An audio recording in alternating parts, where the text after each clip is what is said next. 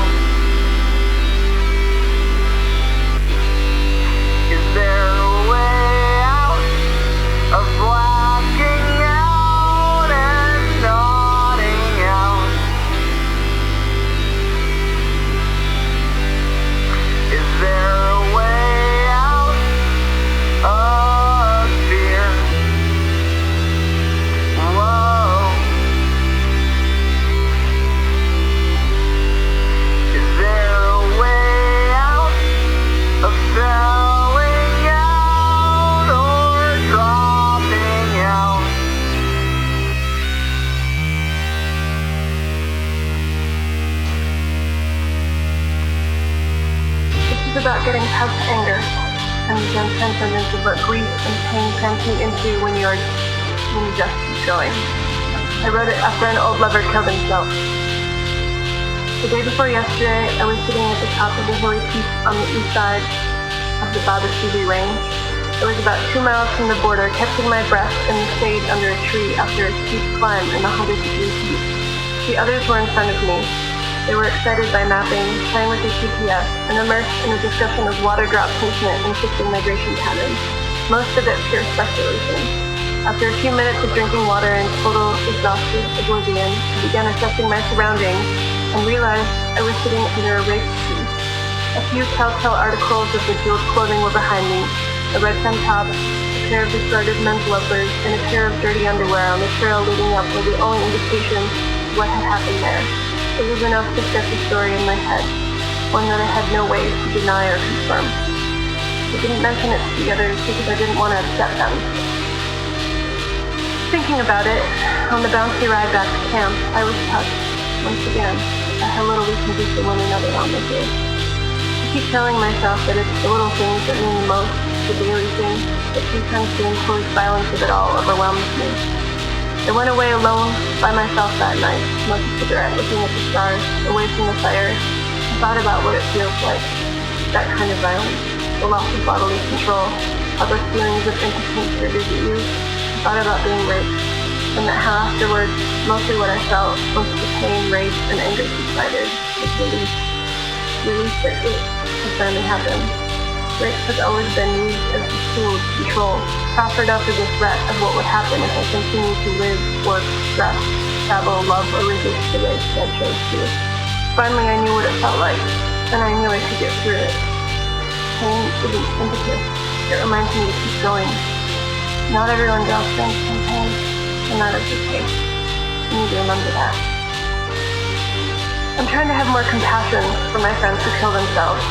But I'm still angry at this shit subculture we are all tied up in, travelers, train hoppers, that we just expect this kind of thing from our lovers and friends. That suicide, being a consequence of domination, an understandable exit, leaves nothing to be said. We simply must accept it. Or putting his ashes on a westbound train will somehow make it hurt less. I have begun forgiving my friends who kill themselves, but I am still struggling to make my peace with how much we all normalize that amount of pain, alienation, and self-destruction. Right now, I guess I just know I will take what I can get. Security is an illusion, but honest emotions, connection, friendship, and affinity doesn't be fun. And you must take advantage of them while you can. That's all you can do, really.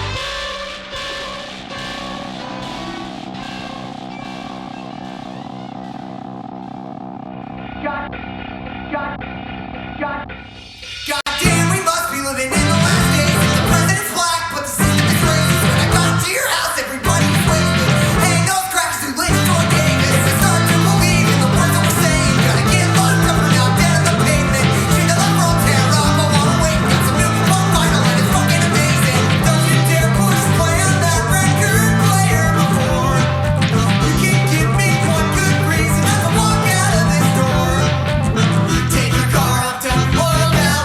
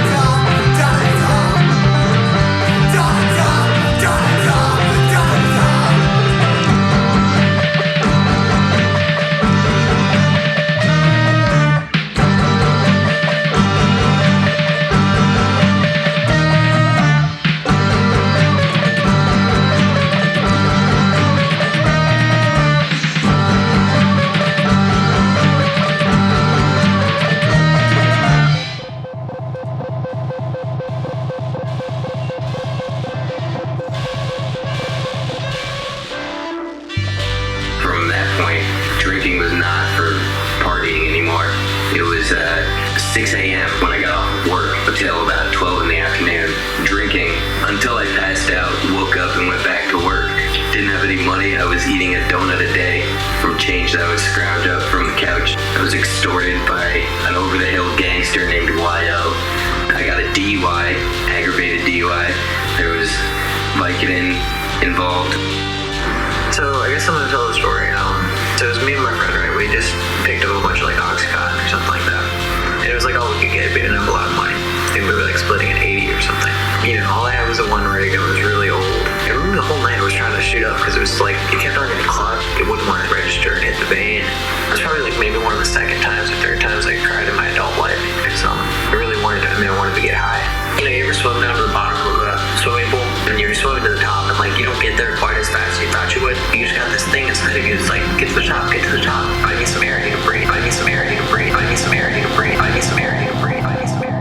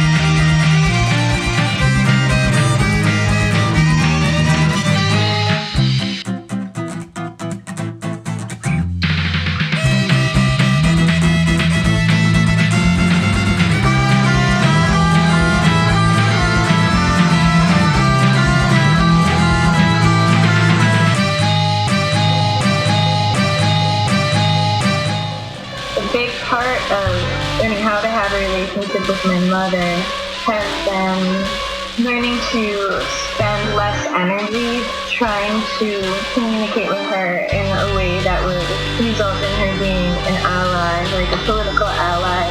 She has posters in her basement of like Rosa Parks Martin Luther King Jr. She thinks of herself as a really progressive kind of person.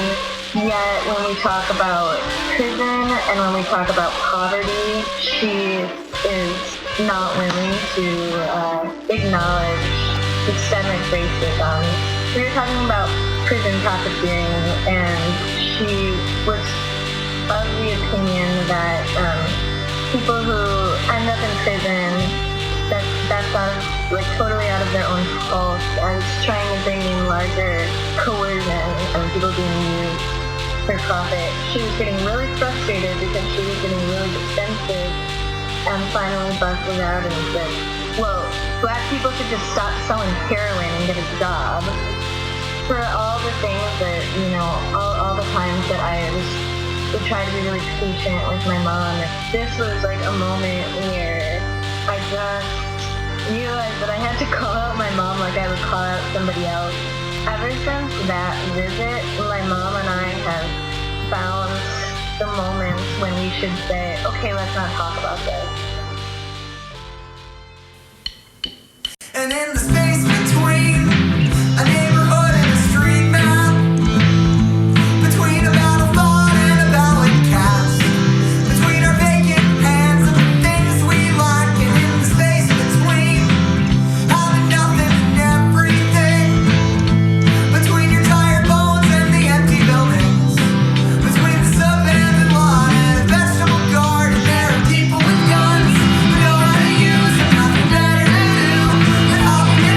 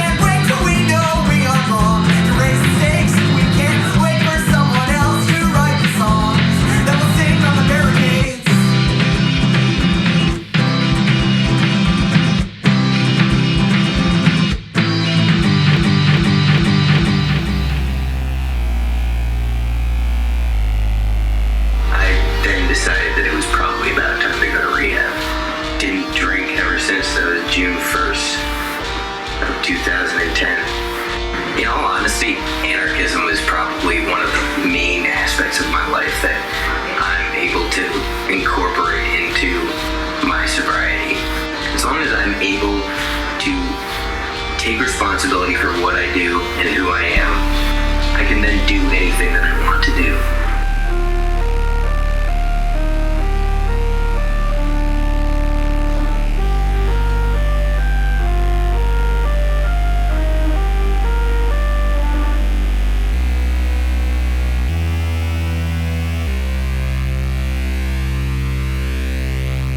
Yeah, I had to go through this shift in my life where I realized that I had been giving a lot of attention that was really unhealthy to me of like people who I grew up with, like trying to make them my allies.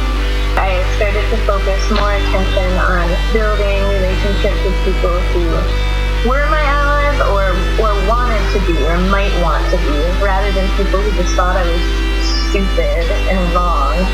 Even in my writing, because I write, like, that same shift is something that I think about a lot. I like to think that my writing is really feminist. I have to remind myself that I don't need to cater to old white academic men or something when I write, and I can, like, speak with people who understand, like, something about what I understand through experience.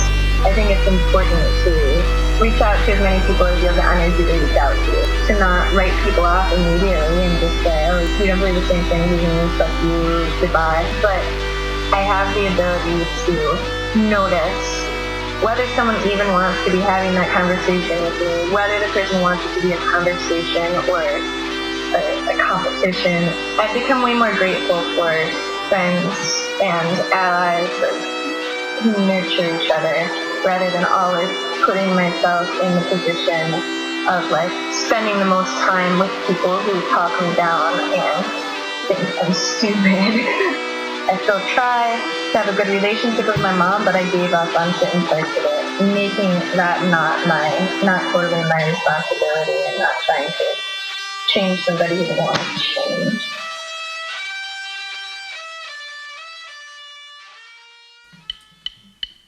And I dreamt of a city on fire.